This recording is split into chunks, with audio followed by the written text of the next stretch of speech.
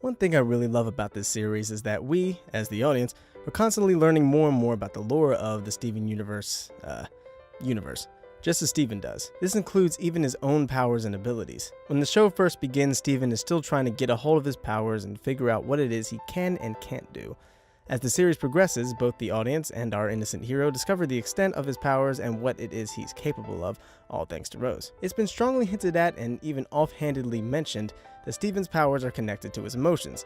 This is something that— minor leak spoilers ahead, you have been warned. Leave now, or fast forward a little bit, whatever you're comfortable with. This is something that has been 100% confirmed in the latest episode, Steven Floats. Here we see that Steven is able to float when he's feeling happy and descend when he's feeling not so happy. So if all of Steven's powers have to do with his emotions, then why is it he's able to take over the bodies of Watermelon Stevens, Steven can word confirmed, and even telepathically talk to the cluster?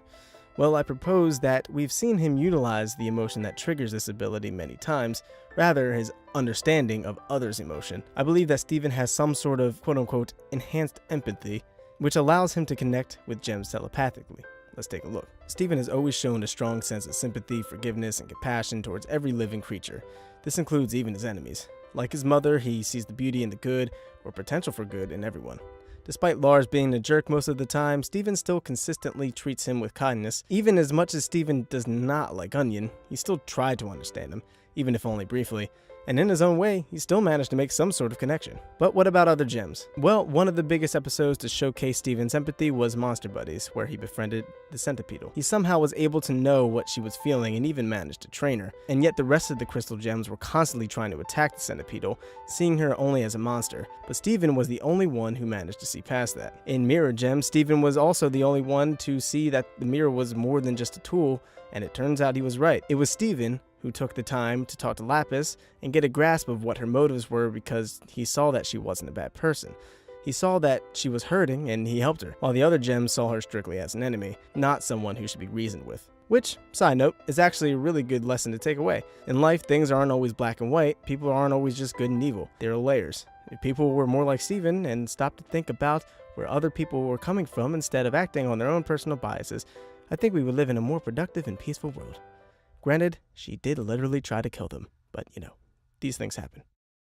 Anyway, when we first meet Peridot, Garnet, Amethyst, and Pearl are terrified of her, rightfully so, but Steven was somehow happy to see her. When she said her name, he was excited to learn more about her.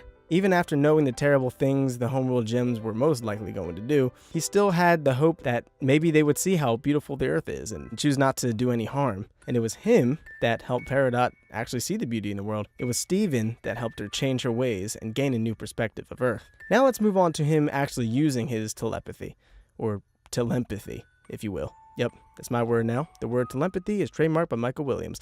Every time you say that word, you owe me $8. We see that in his dreams, he was able to communicate with Lapis, and by extension, Jasper, in the Malachite realm. At first, he thought it was just his imagination, but it turned out to be the real deal. Fans have wondered how on earth this was possible, but I think we now have our answer. Steven's powers are tied to his emotions. This suggests that Steven has such a strong connection to life, especially gems, that he's able to literally go into the minds of gems and communicate with them. We obviously see this again when Steven and Peridot try to drill the cluster. With that huge amount of gem shards all in one place, all getting hurt by the drill, Steven was absolutely overwhelmed because he is inherently connected to each and every one of those shards. And this is why he unintentionally passed out and was able to talk to the cluster from within. This also somewhat explains why he's able to take control of the bodies of the Watermelon Stevens. There's also a common theme here. Steven is never awake when he does this, meaning his telepathy can only be done when he's asleep or passed out. Does this mean that if he tapped into his ability, he truly could go by way of Bran Stark and control the bodies of practically any living being? Could we even see him take control of one of the diamonds in the future?